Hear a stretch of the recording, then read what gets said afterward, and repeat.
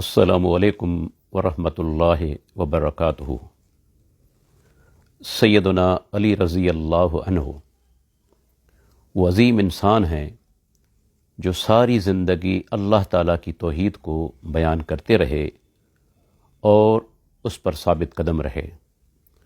انہوں نے اپنی پوری زندگی کے اندر کبھی بھی توحید کے اندر معمولی جھول کو بھی برداشت نہیں کیا، لیکن آج افسوس کے ساتھ کہنا پڑتا ہے کہ لوگوں کی بہت بڑی اکثریت جو سیدنا علی رضی اللہ عنہ سے محبت کی دعوے دار ہے، لیکن ان کا منہج، ان کا عقیدہ وہ نہیں جو سیدنا علی رضی اللہ عنہ کا تھا۔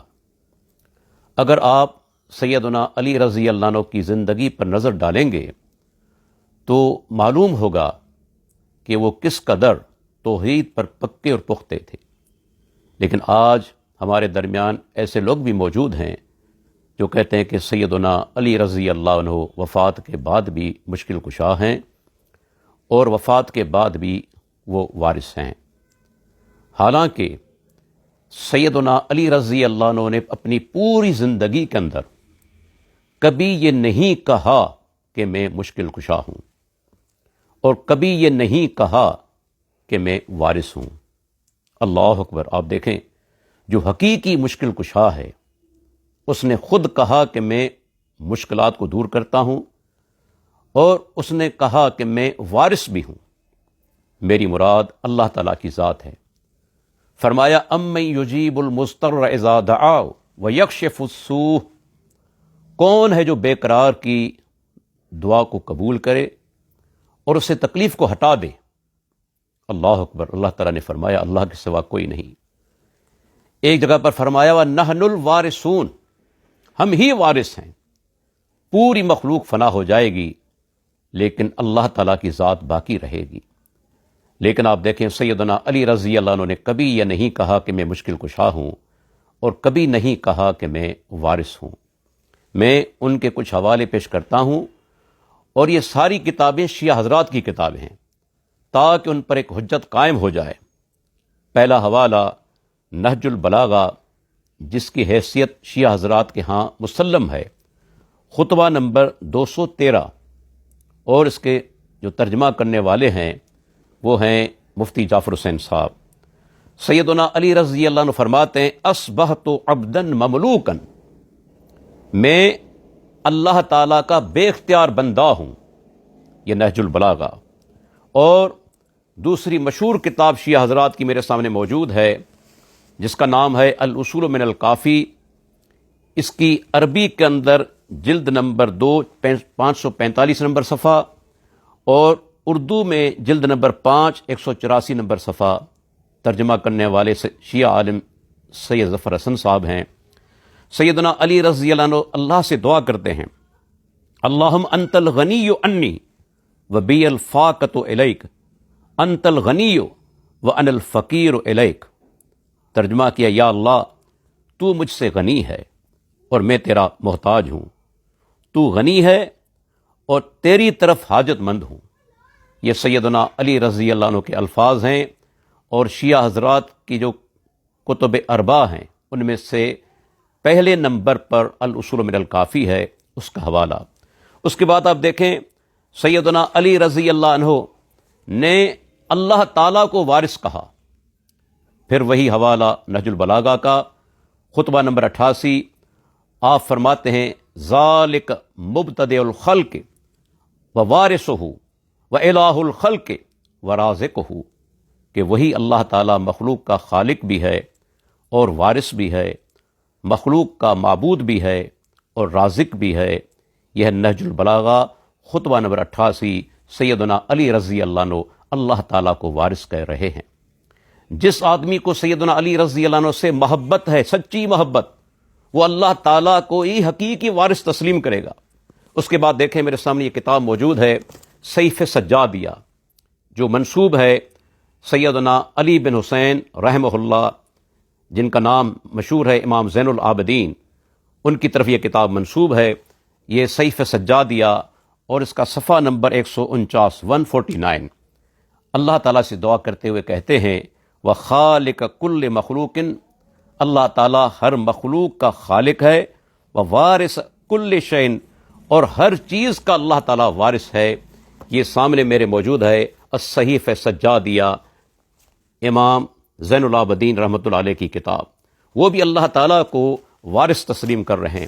اس کے بعد آپ دیکھیں تاریخ یعقوبی میرے سامنے موجود ہے کہ سیدنا علی رضی اللہ عنہ کا عقیدہ کیا تھا۔ ایک مرتبہ آپ عرفات کے میدان میں موجود ہیں، 9 ذی الحجہ کی تاریخ ہے، یوم عرفہ ہے، ایک آدمی بھیک مانگتے ہوئے آپ کے سامنے آتا ہے اور آپ سے بھیک طلب کرتا ہے۔ آپ نے کیا جواب دیا؟ وَيْحَكَ تَسْأَلُوا فِي هَذَا الْيَوْمِ غَيْرَ اللَّهِ، تم پر افسوس ہے، آج بھی تم اللہ کو چھوڑ کر اللہ کے علاوہ غیر سے تم سوال کرتے ہو۔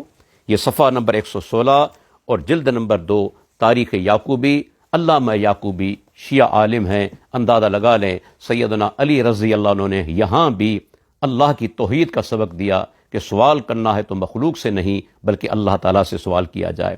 اس کے بعد آپ دیکھیں کہ انہوں نے اپنی زندگی کے اندر کون سا نعرہ لگایا۔ آج لوگ یا علی مدد کے نعرے لگاتے ہیں، لیکن کیا سیدنا علی رضی اللہ عنہ یا اہل بیت میں سے کسی ایک فرد نے یہ نعرہ لگایا؟ یہ میرا چیلنج ہے، اگر کوئی آدمی مجھے ثابت کر کے دکھا دے۔ ہاں، انہوں نے اگر نعرہ لگایا ہے تو اللہ اکبر کا نعرہ لگایا ہے۔ یہ میرے سامنے کتاب موجود ہے جس کا نام ہے اعلام الورا، علامہ طبرسی کی کتاب، صفحہ نمبر 203۔ جنگ خندق کے موقع پر جب آپ نے عمر بن عبد ود کو مارا، قتل کیا اس کافر کو، تو آپ نے نعرہ تکبیر بلند کیا، اللہ اکبر۔ یہ سیدنا علی رضی اللہ عنہ کی سیرت ہے۔ اس کے بعد آپ دیکھیں سیدنا علی رضی اللہ عنہ نے اپنی زندگی کے اندر اپنے ایک گورنر ابو الحیاج اسدی کو حکم دیا کہ تم چلے جاؤ اس کام پر جس کام پر مجھے اللہ کے نبی نے روانہ کیا تھا، اللہ تدع تمثالا الا طمستہ ولا قبرا مشرفا الا سویتہ، جو بھی تصویر دیکھو اسے مٹا دو اور اونچی قبر دیکھو اسے برابر کر دو۔ یہ اہل سنت کی کتاب مسلم کے اندر روایت موجود ہے، 969 نمبر حدیث کا نمبر ہے، اور شیعہ حضرات کی کتاب جو ہے الاصول من الکافی، اس کی 6 جلد 528 نمبر صفحہ، وہاں بھی یہ روایت موجود ہے، تھوڑے سے الفاظ کے فرق کے ساتھ۔ اللہ اکبر۔ دیکھیں آپ کی توحید کہ آپ نے ایک مرتبہ ان لوگوں کو سزائے موت دی، آگ میں آپ نے جلا ڈالا جنہوں نے آپ کو رب کہا تھا، اور آپ نے یہاں تک فرمایا کہ میرے حوالے سے 2 قسم کے گروہ یعنی کہ تباہ و برباد ہوں گے، ہلاک ہوں گے، ایک وہ جو مجھ سے حد سے زیادہ محبت کرتے ہیں، اور دوسرے وہ جو مجھ سے دشمنی کرتے ہیں، بغض رکھتے ہیں۔ نہج البلاغہ کے اندر یہ حوالہ موجود ہے، 839 نمبر صفحہ۔ اس کے بعد آپ دیکھیں کہ امام جعفر صادق رحمۃ اللہ علیہ نے کیا فرمایا، حوالہ رجال کشی کا، وہ کہتے ہیں لا تقبلوا علینا حدیثا الا ما وافق القرآن و سنہ، وہ کہتے ہیں کہ ہماری وہی حدیث قبول کرو جو کہ قرآن و سنت کے مطابق اس کے موافق ہو، کوئی ایسی بات جو قرآن و سنت کے خلاف ہے اسے مت قبول کرنا۔ یہ کہنے والے امام جعفر صادق رحمۃ اللہ علیہ ہیں، اور مشہور شیعہ عالم فرمان علی، انہوں نے ترجمہ کیا قرآن مجید کا سورہ آل عمران کی آیت نمبر 79 اور صفحہ نمبر 94۔ ایک جگہ پر وہ لکھتے ہیں اس آیت کی تفسیر کے اندر کہ جو لوگ امام کا درجہ نبوت سے بڑا دیتے ہیں اور غلو کرتے ہیں، یہاں تک کہہ دیا وہ خارج از ایمان ہیں۔ اللہ اکبر۔ یہ مولانا فرمان علی صاحب جو شیعہ حضرات کے بڑے عالم ہو کر گزرے ہیں، ان کی یہ تفسیر ہے جو ان کے ترجمہ قرآن کے اندر موجود ہے۔ تو اللہ کے بندو، اگر آپ سیدنا علی رضی اللہ عنہ کے حقیقی محب ہیں، سچی محبت رکھتے ہیں، تو یاد رکھیں سیدنا علی رضی اللہ عنہ نے پوری زندگی اللہ کی توحید کو بیان کیا، کبھی شرک کا راستہ نہیں دکھایا، کبھی غیر اللہ کے سامنے جھکنے کا راستہ نہیں دکھایا۔